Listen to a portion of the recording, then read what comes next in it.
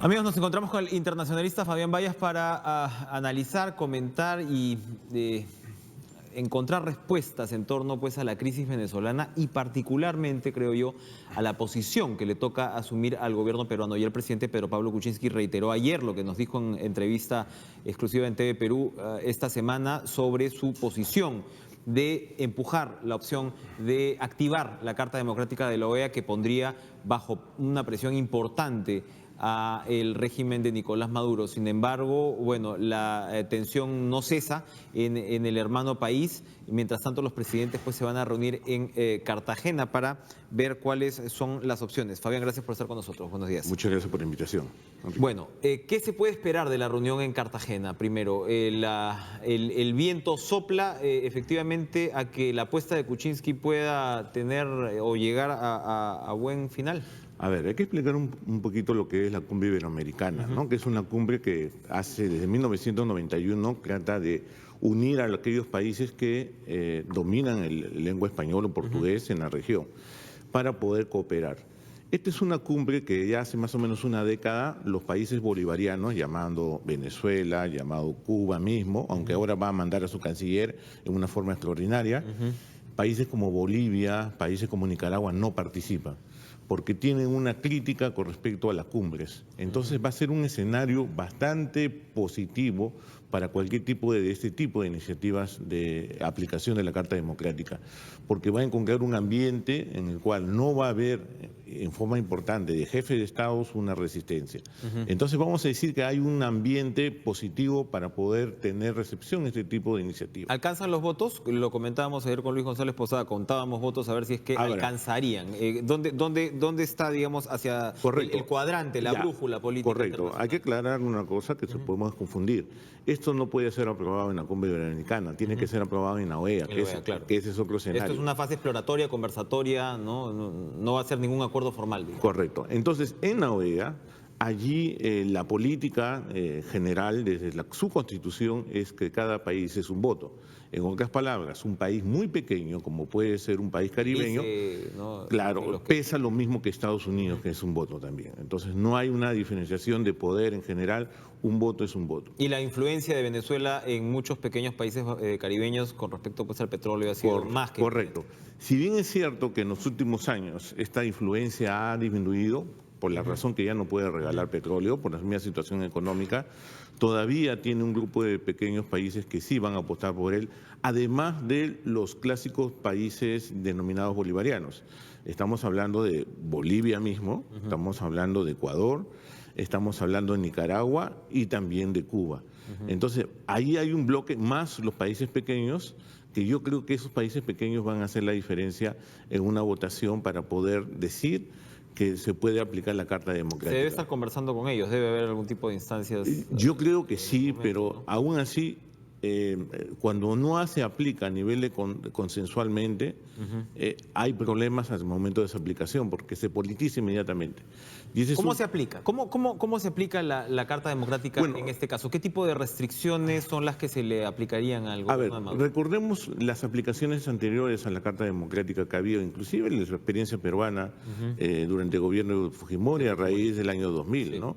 En primer lugar, luego de su aprobación de la aplicación de la Carta Democrática, va una misión justamente a tratar de establecer un diálogo y una solución política. En el caso de Venezuela es bastante difícil en estos momentos que el problema sea solamente arreglado por actores nacionales. Ha llegado un momento, la polarización política, tanto en Venezuela, que es muy difícil que simplemente por la voluntad, inclusive con la imagen muy bien utilizada por parte de Maduro, del mismo Papa, para poder caer un escenario de diálogo. Este domingo que estaba pactado el diálogo no ocurre nada. Yo creo que la oposición, si bien es cierto, ha cometido un error tremendo, porque la parte de la mesa de la Unidad Democrática ha aceptado el diálogo y por otra parte líderes muy connotados como el gobernador de Miranda, el señor Enrique Capriles, ha dicho que no va a ir, y muchos congresistas. Es que, cuando uno conversa con Capriles, que he tenido la oportunidad, ya un poco lo que ellos dicen, incluso él es crítico, por ejemplo, de la coyuntura que llevó a Leopoldo López a la cárcel, ¿no? O sea, es crítico sin ser frontalmente, pues, digamos, sin irse contra sus compañeros de oposición, dice, mira, hay un poquito como que se convocó a la violencia, no teníamos las fuerzas. Hoy, seguir convocando un diálogo es sencillamente hacer que el gobierno compre tiempo. Y nosotros lo que demandamos y lo que exigimos es que se haga cumplir la Constitución. ¿Qué podría salir de un diálogo en estas circunstancias? Yo creo que nada o poco dentro de lo que son los actores nacionales. Lo que sí debe haber es un contexto en el cual sí puede haber actores internacionales. Creo que países aliados, como el caso de Ecuador y el caso de Bolivia, pueden jugar un papel importante. Si bien es cierto que ellos tienen una posición muy crítica con respecto a la intervención de la OEA, se puede crear, considero que puede ser una idea, algo como lo que sucedió en la década del 80 con ¿se acuerdas el conflicto de Centroamérica? El grupo Contadora. Que es la figura a la que está aludiendo Kuczynski, ¿no? Más o menos claro, hay uno que se recordar pregunta qué tanto podría servir. Que el grupo Contadora era una especie de grupos de amigos que ayudó a facilitar el diálogo político dentro de los países centroamericanos, que derivó finalmente al fin de las guerras civiles dentro de los países y la pacificación de Centroamérica. Esa es una figura que me parece intermedia, que no es la aplicación de la Carta Democrática, ni tampoco es la parálisis de UNASUR. ¿Qué tan viable, Fabián, es poner la aplicación del referendo dentro del calendario que demanda la oposición? Es decir, para que en ese caso Maduro se retire del poder, que esto es hasta enero solamente, ¿no? Ya más allá, en realidad el régimen no se retiraría del poder, dejaría al vicepresidente, según esta peculiar característica de la Constitución venezolana. ¿Qué tan viable es poner el referendo sí o no en el centro del diálogo? Aquí Maduro lo tiene muy claro. Si hay referendo, se tiene que ir del poder. O sea, ellos no van a aceptar ese... No, y las encuestas todas entre 60 y 80% la tienen muy claro. O sea, determinan eso. Eso es una negación, es decirle no a la revolución chavista. O sea, decirle ahorita en estas palabras, la palabra referendo, que el pueblo decía, él ya sabe que tiene que irse del poder. Así que ese camino me parece que para el chavismo sería una gran derrota si es que se consigue el plebiscito, porque sabe, y es la razón por la cual ha utilizado todas las triquiñuelas constitucionales, legales, para evitar que la oposición se manifieste en las urnas. Ahora, algo de paradójico, mucho de paradójico hay para un régimen que abusó del estilo plebiscitario, ¿no? Que ahora desde luego, tema tanto, ¿no? Claro, una figura cuando como esta. estábamos, recordemos que en tiempo de Chávez, cuando el precio era muy alto, de $140, referéndum tras referéndum, ¿no? Aprobaban constituciones, se reelegía, etcétera, etcétera, modalidad, etcétera, pero ahora le teme a la manifestación. Ahora, hay un diplomático experimentado me decía, mira, efectivamente lo del referéndum puede ser complicado si lo pones en el centro de la discusión, si es que pones una agenda más amplia, más temprano que tarde la salida del régimen va a ser una variable en juego. ¿Sería posible, la oposición podría acceder a una figura de estas? Ahora, lo que pasa... que, digamos, baje o conjure la amenaza de violencia en lo inmediato de un baño de sangre, ¿no? Y pueda ordenar, ¿es posible una salida ordenada del régimen chavista? Lo que se llama en política, en ciencias políticas, los americanos hablan de el paracaídas de oro, ¿no? Algo así, incentivos para poder haber una transición totalmente... Irse a Cuba, no negociar la salida, evidentemente pues los casos de corrupción van a ser yo creo que copiosos, ¿no?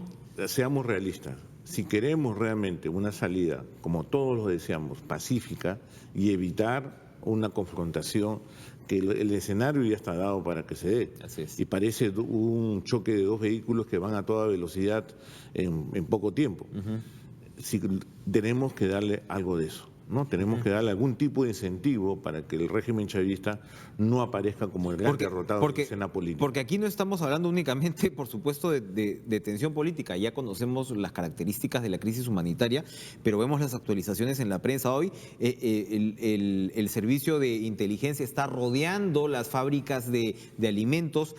Maduro ha decretado el 40% del incremento del salario mínimo, que uno dice, bueno, ¿cómo lo van a poder hacer? Ve tú a saber, ¿no? Claro. Pero efectivamente el gobierno está tratando de repeler esta situación, Así es. ¿no? No hay- Con medidas sociales de Correcto. dudosa aplicación. Y no hay que subestimar esa capacidad que tiene todavía el gobierno venezolano. La razón es muy simple. Ellos por años han sido asesorados por la seguridad cubana. Ellos tienen el sistema de la seguridad cubana. Han estado viviendo cientos de miembros de la seguridad cubana dentro de Caracas y tienen toda la estructura de la seguridad cubana, de todo su mecanismo de seguridad cubana muy reconocido a nivel internacional porque lo ha hecho mantener al régimen cubano por más de 50 años. Entonces, no hay que subestimar esa capacidad que tiene Maduro de poder penetrar a intelectuales, sabes toda su historia de vida, Claro. ubicarlos, etcétera, etcétera. Eso es porque inclusive las Fuerzas Armadas venezolanas deben estar muy vigiladas. Por supuesto, y hemos tenido al ministro de Defensa haciendo vivas a Chávez, ¿no? O sea, en fin, lo que en otras circunstancias pues sería el sustento constitucional en una situación como esta es mucho más complicado. Dos puntos para terminar. Uno es el papel de UNASUR, ¿qué tan entorpecedor ha sido de este proceso? Acabamos de tener declarando a su Samper. secretario general Ernesto Samper, expresidente de Colombia, que en su momento pues tuvo graves problemas en su presidencia, insistiendo, ¿no?, en una vía del diálogo que para la oposición es insuficiente, número uno. Y número dos, el papel de la Iglesia. El Papa ha tenido pues un interés especial, ha recibido a Maduro, pero ya organizaciones como the Human Rights Watch también, ¿no?, le han mandado cartas al Papa. ¿El Papa puede tener todavía un rol determinante en esta crisis? ¿Todavía Bueno, no se ha comencemos por el primero, el rol de UNASUR. La agenda de UNASUR en sí no es mala. La formación de una comisión de la verdad para poder investigar los casos de que ha habido, saber exactamente qué cosa ha sucedido con las muertes de las personas, de los actores políticos, no es mala. Pero me parece que es una agenda de mediano y largo plazo, no es una agenda que se necesita actualmente. Y el señor Samper se ha caracterizado sistemáticamente en defender los principios de la no intervención y de la revolución bolivariana. Entonces, ya es un actor muy identificado, aunque cuando pasó por Lima, algo, digamos, creo que se conmovió por el caso acerca de la interrupción del proceso de recolección de firmas para el referéndum revocatorio y tuvo una posición un poquito más crítica, pero ese algo es aún insuficiente para pensar que la arena política de UNASUR puede ser una solución. Ahora, lo segundo, es muy claro que Maduro en una forma muy expresa, porque no estaba pauteado ni siquiera el viaje al Vaticano, él venía de negociar con países exportadores de petróleo para ver si es que pueden limitar la oferta de tal manera de que puedan lograr el precio. Pero en forma inesperada y sin la aprobación del Congreso, de la Asamblea Nacional Venezolana, que cayó en Roma en forma inesperada y logró lo que él quería conseguir, que es la ansiada foto. La foto con el Papa. La foto con el Papa. Entonces, acá tengo la legitimidad divina para poder hacer lo que yo quiero, ¿no? Entonces, yo ahí considero de que la figura del Papa ha sido totalmente utilizada, manipulada, y creo que ya muy tarde la Iglesia se ha dado cuenta de esto, de que una salida simplemente con el diálogo, cuando ya ha habido dos oportunidades al menos, donde ha habido diálogo y no ha servido absolutamente para nada, simplemente para consolidarse más el régimen de Maduro, sabe que ahorita no es parte de la solución total.